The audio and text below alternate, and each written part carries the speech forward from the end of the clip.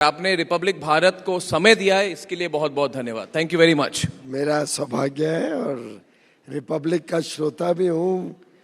कल भी रात को आपके चैनल के लगभग 1-1.5 घंटे का कवरेज देख रहा था। Late into the night I was seeing repeat telecast. पर आपको बधाई, आपने एक नई सोच के साथ जब रिपब्लिक शुरू किया था तभी से मैं आपकी प्रगति को देख रहा हूँ। और आज जिस प्रकार से मीडिया हो, प्रिंट मीडिया में टक्कर देना हो, डिजिटल के माध्यम से नए चैनल्स अलग अलग भाषाओं में शुरू करना हो, बिजनेस, स्पोर्ट्स, डिफेंस, अलग चीज़ों में आपके रिपोर्टिंग को जब देखता हूँ तो बहुत आनंद आता है। आपको बहुत बहुत बधाई और आगे के लिए बहुत बहुत शुभकामनाएं। बहुत बहुत धन्यवाद पीयूष जी। पिछली बार जब हम मिले थे उसके बाद लोकसभा चुनाव हुए। बहुत बहुत बधाई हो पीयूष जी को, सबसे बड़ी मार्जिन से जीत मिली है महाराष्ट्र में। 3.5 लाख वोटों से ज्यादा मार्जिन अपने पहले लोकसभा चुनाव में, ये तो एक तरह से इतिहास बन गया।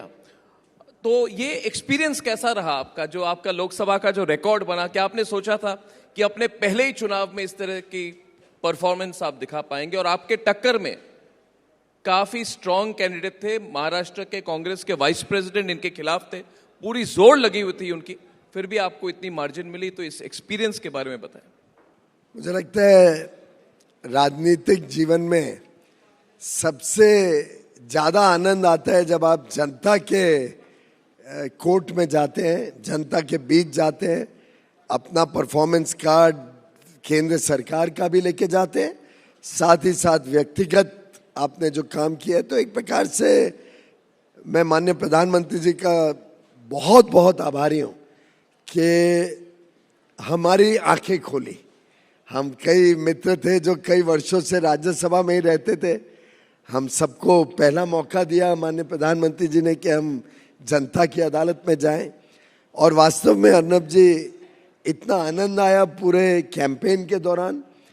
और ये विजय अगर आप देखें, और मेरे पूरे कैंपेन के दौरान मेरा फोकस ये था कि मैं लोगों तक माननीय प्रधानमंत्री जी की सोच, जो 5 प्रण उन्होंने देश के समक्ष रखे हैं 15 अगस्त 2022 को, जो विकसित भारत का संकल्प लेके प्रधानमंत्री जी निकले हैं, और किस प्रकार से बड़ी दूरदर्शी सोच के साथ उन्होंने अर्थव्यवस्था को भी मजबूत किया, गरीबों के जीवन में नए आवाम लाए, नए तरीके के काम के साथ हर व्यक्ति को, हर परिवार को आत्मनिर्भर बनाने के लिए ठोस कदम उठाए, ईमानदार सरकार दी देश को, जो अपने आप में शायद अधिकांश देशवासियों ने हिम्मत ही छोड़ दी थी, कभी उम्मीद भी नहीं की थी कि ईमानदार सरकार 10 वर्ष तक देश में आएगी।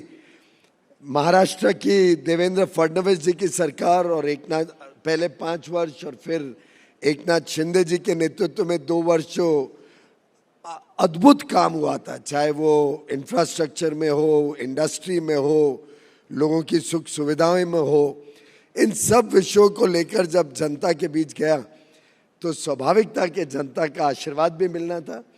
मुझे लगता है कि आज भी कई सारी ऐसी सीटें हैं महाराष्ट्र में जहां हम जीत सकते थे, बहुत कम मार्जिन से हम रह गए, किधर 5,000 वोट, किधर 2,000 वोट, किधर 6,000 वोट।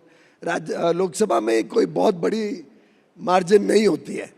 और मैं तो देखता हूँ, मैं जब भी मुंबई महाराष्ट्र में जाता हूँ या देश में अलग अलग जगह पे जाता हूँ, आज लोगों के दिल में एक थोड़ी सी ठेस पहुंची है कि यार हमने मोदी जी के साथ अन्याय किया। जितना काम किया, जितना दिन रात 24 घंटे एक कर उन्होंने देश को समर्पित करके अपना पूरा जीवन देश और देशवासियों के लिए बिताया। मुझे लगता है कि जब भी मैं आज किधर जाता हूँ, लोगों में ये भावना तो जरूर है कि थोड़ा और मेहनत करते, थोड़ा और हम बाहर निकल के वोट डालते, जो लोग रह गए, थोड़ी और संवेदना के साथ चिंता करते देश की, तो शायद एक चित्र अलग होता। और आज हरियाणा के चुनाव जब हम देखते हैं तो मुझे लगता है वो साफ नजर आता है कि प्रधानमंत्री मोदी जी के काम के ऊपर फिर एक बार जनता ने अपना मोहर लगाया। लगता है बीजेपी के वोटर ने टेकन फॉर ग्रांटेड कर लिया था 400 पार, और वो शायद एक फैक्टर था इस बार, क्योंकि महाराष्ट्र में भी आपको 23 से 9 सीटें तक आप सिमट गए।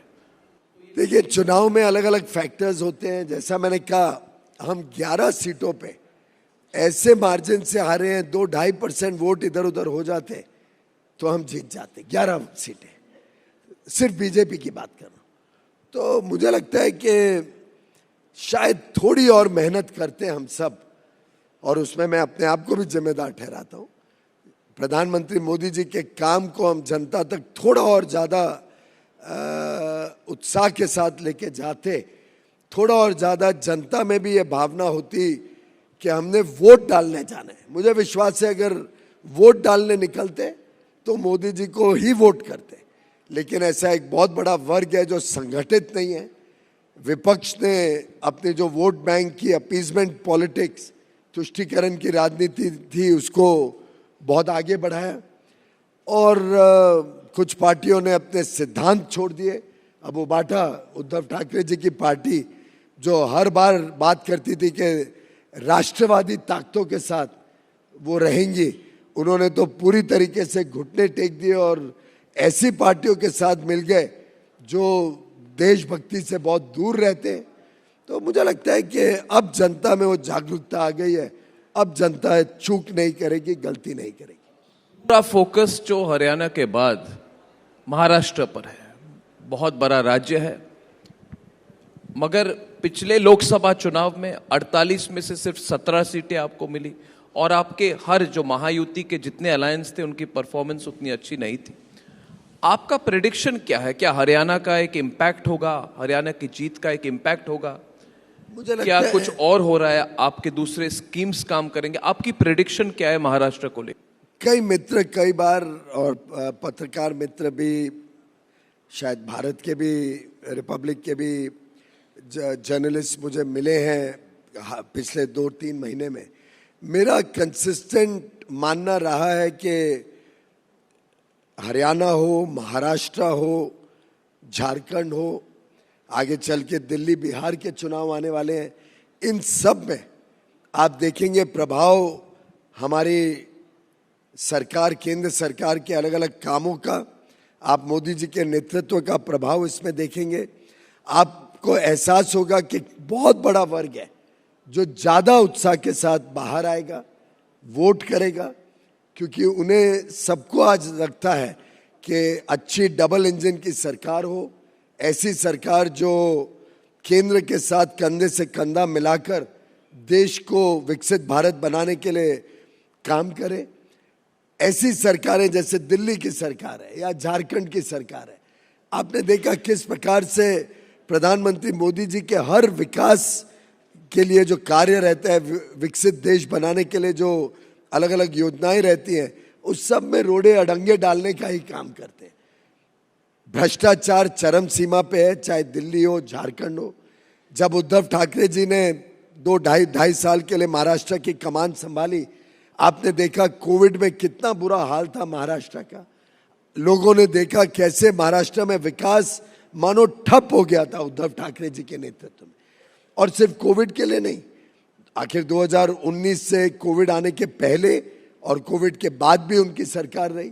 सभी इंफ्रास्ट्रक्चर प्रोजेक्ट्स ठप थे। बुलेट ट्रेन हो, मुंबई की कोस्टल रोड हो, मुंबई की मेट्रो के प्रोजेक्ट्स हो, महाराष्ट्र में समृद्धि एक्सप्रेसवे को बढ़ाने की बात हो, महाराष्ट्र में गरीबों तक, मिडिल क्लास तक सुख सुविधाएं पहुंचाने की बात हो।